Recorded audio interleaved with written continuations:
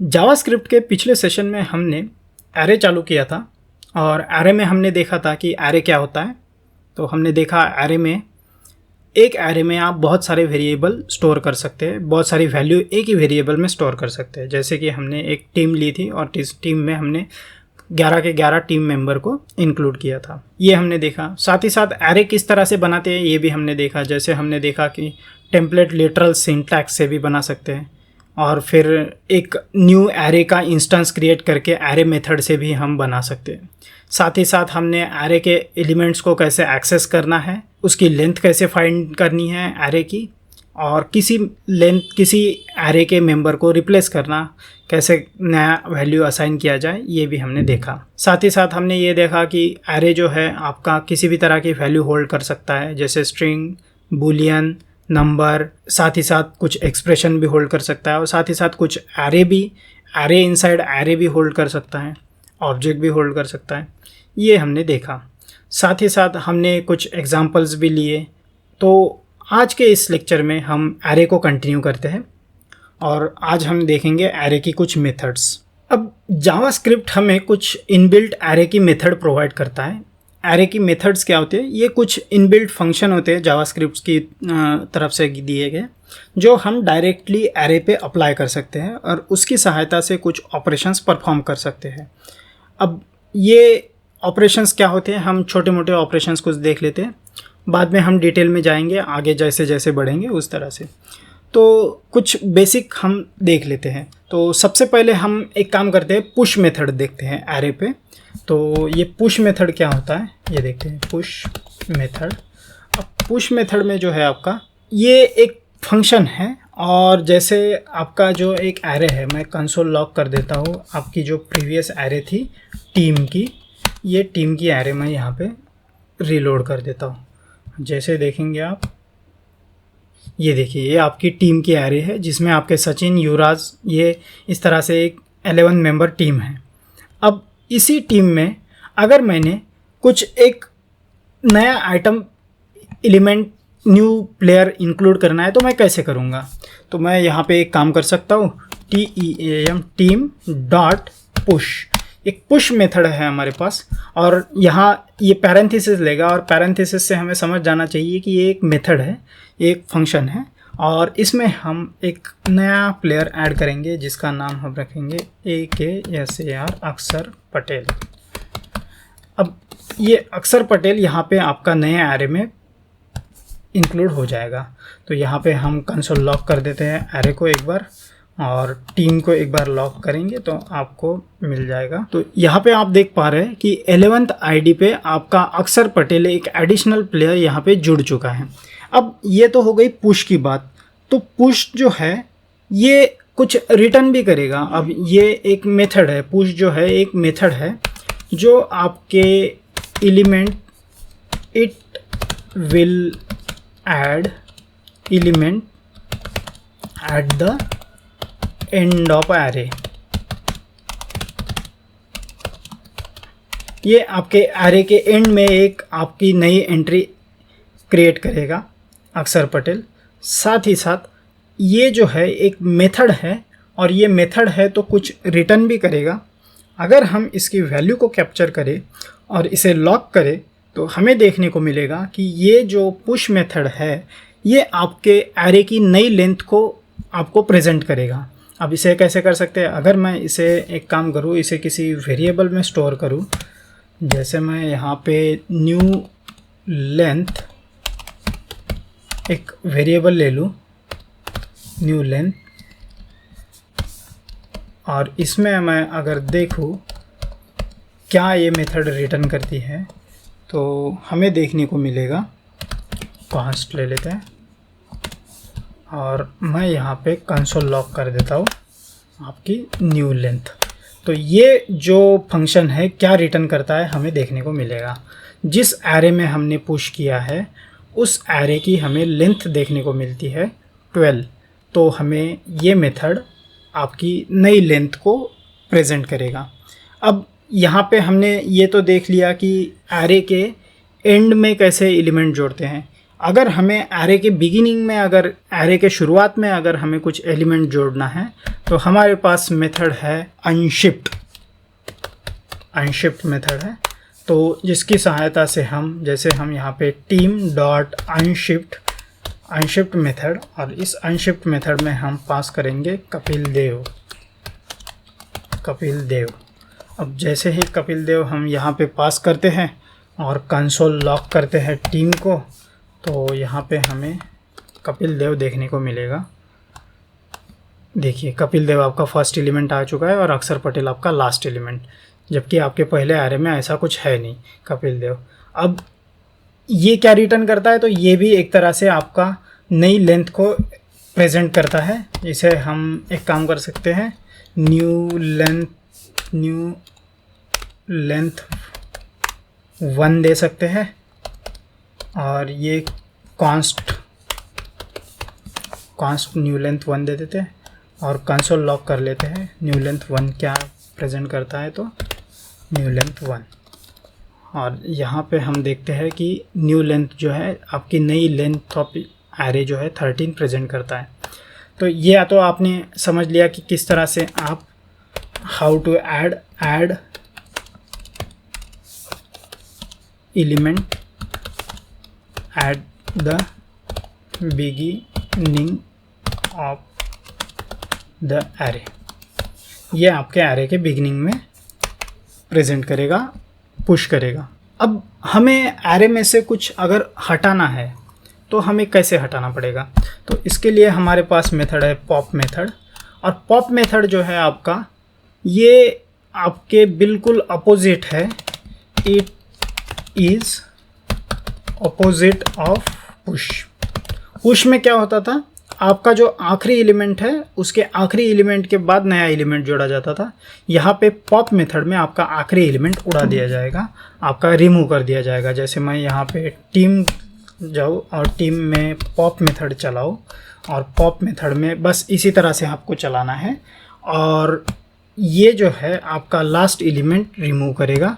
यहाँ पे हम देख सकते हैं लास्ट एलिमेंट जो, और हाँ ये रिटर्न क्या करेगा, तो ये रिटर्न जो करेगा आपका, जो आपका एलिमेंट पॉप हुआ है उसे, जैसे पॉप करके मैं अगर एक कॉन्स्ट ले लूँ, ये जो है मेथड इटसेल्फ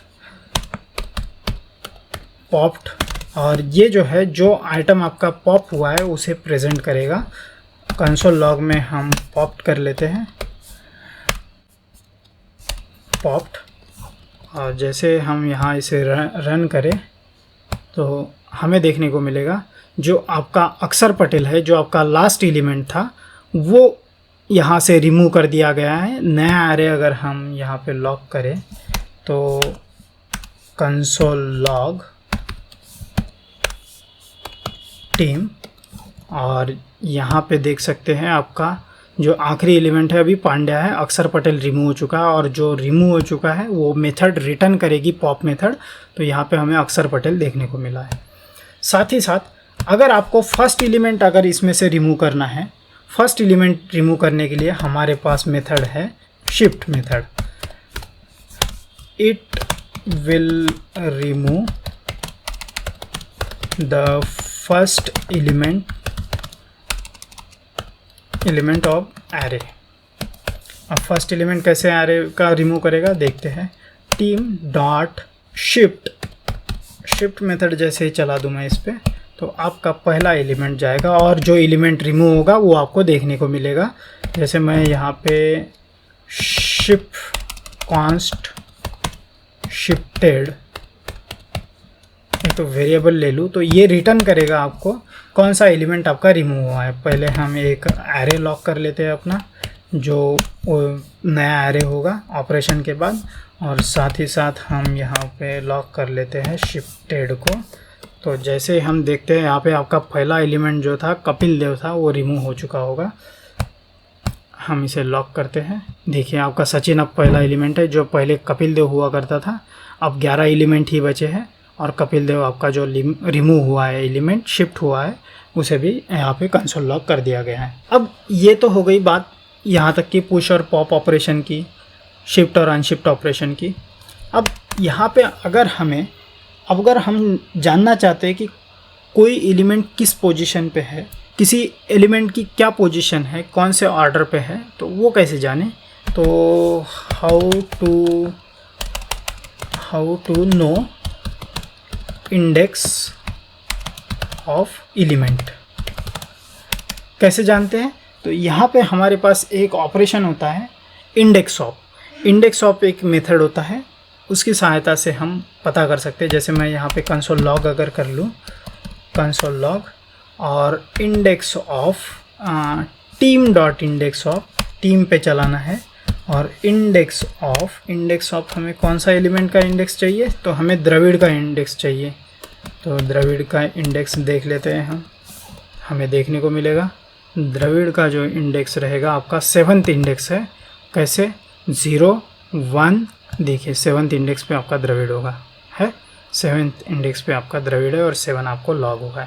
तो यहाँ पे हमें पता चला है कि अगर हम ऐसा कोई एलिमेंट अगर लॉक करना चाहे, ऐसे एलिमेंट की अगर हम पोजीशन देखना चाहे जो एग्जिस्ट ही नहीं करता, तो ऐसे केस में आपको -1 आंसर देखने को मिलेगा। जैसे हम यहाँ पे टीम डॉट इंडेक्स ऑफ, और मान के चलिए मैंने ऐसी एंटिटी या फिर ऐसा एलिमेंट सर्च कर दिया जो एरे में एग्जिस्ट ही नहीं करता, जैसे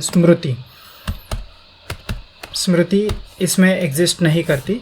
तो जैसे ही हम यहाँ पे जाए तो हमें इसका आंसर -1 देखने को मिलेगा। देखिए जो एलिमेंट आपका एग्जिस्ट नहीं करता उसका इंडेक्स -1 रहेगा, ये आपको ध्यान रखना है। और साथ ही साथ अब ECMA 6 में हमारे पास जो है एक नई मेथड आ चुकी है, ये एक न्यू मेथड है ECMA ECMA 6 में हमें एक मेथड मिली है, और ये मेथड है इंक्लूड्स। तो ये इंक्लूड्स मेथड क्या करती है, ये रिटर्न करती है अगर आपके एलिमेंट एरे में एलिमेंट है तो ये ट्रू रिटर्न करेगी, और अगर एब्सेंट है तो ये फॉल्स रिटर्न करेगी। तो कैसे हम ट्राई करके देख लेते हैं। तो एक कंसोल लॉग कर लेते हैं। कंसोल लॉग में हमारे पास जो टीम एरे है, टीम एरे में हम इंक्लूड्स करते हैं, और यहाँ पे अगर इंक्लूड्स में हम सचिन लिख लेते हैं या फिर पांडा लिख लेते हैं, युवराज लिख लेते हैं, YUVRAJ युवराज। और जैसे हम युवराज को सर्च करते हैं तो आपको यहाँ पे ट्रू देखने को मिलेगा, ट्रू रिजल्ट आया है आपका। Yes, Yuvraj is indeed a part of your team. You see Yuvraj is the member of team and he is at position 2। अब ये तो हो गई बात आपकी इसकी। अगर मैं यहाँ पे कोई सेम एलिमेंट सर्च मारूँ जो एग्जिस्ट नहीं करता, जैसे मैं यहाँ पे सर्च मारूँ स्मृति, एक बार सर्च मारूँ स्मृति, सर्च मारने के बाद हमें देखने को मिलेगा यहाँ पे आपको फॉल्स लॉग हुआ है, क्योंकि Smriti does not form the part of your team. तो ये हमें फॉल्स मिलेगा, इसका आंसर है फॉल्स और इसका आंसर है ट्रू। अब ये दो मेथड हमने देख ली।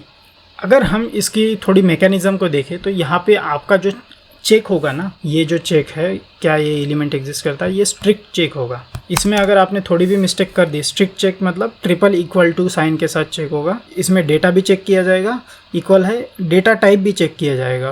तो अगर हम इसका एग्जांपल देख लें, सेम एग्जांपल को अगर हम सर्च मार ले तो यहाँ पे युवराज के ही एग्जांपल को ले सकते हैं, और युवराज के एग्जांपल में इस बार हम एक काम करेंगे, y को स्मॉल कर देंगे। एज सच हमारे जो एरे है उसमें y जो है वो कैपिटल है, यहाँ पे आपका फॉल्स आना चाहिए। देखिए लाइन नंबर 307 फॉल्स आएगा, देखिए लाइन नंबर 307 फॉल्स आया है। ये ऐसा क्यों हुआ है, क्योंकि ये स्ट्रिक्ट इक्वालिटी चेक करता है। अगर आपका स्पेलिंग मिस्टेक भी है तो भी ये फॉल्स रिटर्न करेगा। अब इसका एक रिटर्न एक छोटा सा, जैसे हम यूज़ केस मान के चले तो क्या होगा, तो अगर छोटा सा एक प्रोग्राम लिखे, इफ टीम डॉट इंक्लूड्स, और टीम में अगर सचिन है, आपका सचिन है, तो आपको एक प्रोग्राम लिखना है जिसमें आपको लिखना है console log Sachin is a part of team,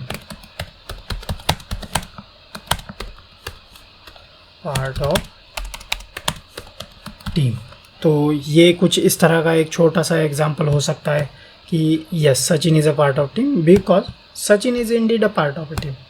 अब यहाँ पे ये तो देख लिया, एक छोटी सी एक्सरसाइज देख लेते हैं हम।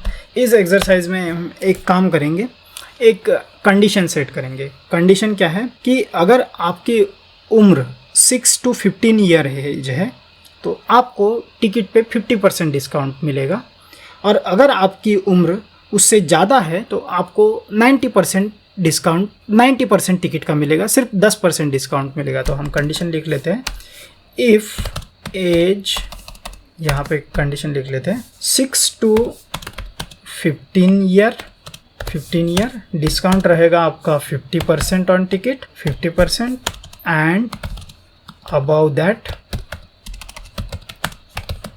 It is 10% only. अब 10% है, इसका अर्थ यह हुआ कि आपको टिकट जो है 90% प्राइस पे मिलेगी।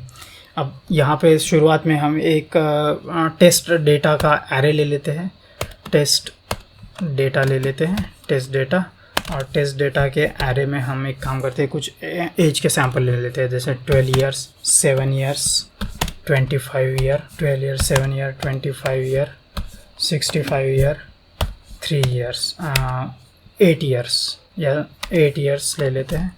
और जैसे ही सारे को क्लोज करते हैं, और यहाँ पे हम एक कंडीशन चला सकते हैं, जैसे और एक कॉन्स्ट ले सकते हैं, कॉन्स्ट टिकट प्राइस, प्राइस होगी आपकी 300 ओरिजिनल, और उस हिसाब से आपको टिकट कैलकुलेट करना है। तो क्या करना है, आपको कॉन्स्ट लेना है, const ticket calculator, ticket calculator, और टिकट कैलकुलेटर जो रहेगा आपका एक फंक्शन रहेगा।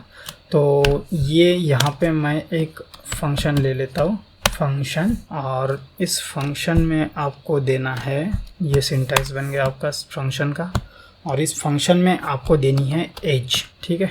और ये एज जो रहेगी आपकी, एज यहाँ पे एंटर होगी, और जैसे ही मैं यहाँ पे एज एंटर करूँगा, ये साथ में रिटर्न कर देगा, रिटर्न करेगा आपका इफ़ एज, चेक करना है हमें रिटर्न करते वक्त, if age is greater than 6, greater than और equal to 6 and double ampersand age is less than और इक्वल टू 15, लेस दैन और इक्वल टू 15, तो यहाँ पे हमें टर्नरी ऑपरेटर का उपयोग करना है। ऐसी कंडीशन में क्या करना है, अगर ये ट्रू है तो आपको देना है टिकट प्राइस मल्टीप्लाइड बाय 0.50, क्योंकि इस उम्र के लिए आपका 50% डिस्काउंट है। अदरवाइज यहाँ पे आपको देना है 2 कॉलन साइन देके टिकट प्राइस मल्टीप्लाइड बाय 0.90, ये आपकी टिकट प्राइस रहेगी, क्योंकि 90% टिकट लगेगी। अब जैसे मैं यहाँ पे रिटर्न कर दिया है ये सब कुछ, तो यहाँ पे हम एक काम करते हैं, टेस्ट डाटा जो है आपका, या फिर इसे एज ले लेते हैं टेस्ट डाटा की जगह, कॉन्स्ट एज, ये आपका एज का डेटा हो गया। अब हमें करना क्या है, हर किसी का टिकट प्राइस कैलकुलेट करना है। तो किस तरह से कर सकते हैं, हम एरे बना सकते हैं। तो const ticket is equal to, const ticket is equal to, array में रहेगा आपको फंक्शन इन्वोक करना है टिकट कैलकुलेटर, और टिकट कैलकुलेटर आपको इन्वोक करना है किस पे, यहाँ पे आपको जो पास होगा वो एज पास होगा, ठीक है। और ये एज कहाँ से पास होगा, उस एज से पास होगा। तो यहाँ पे एज ऑफ, अगर मैं डायरेक्टली एज पास कर दूँ ना यहाँ पे, तो ये एक एरर देगा। एरर क्यों देगा,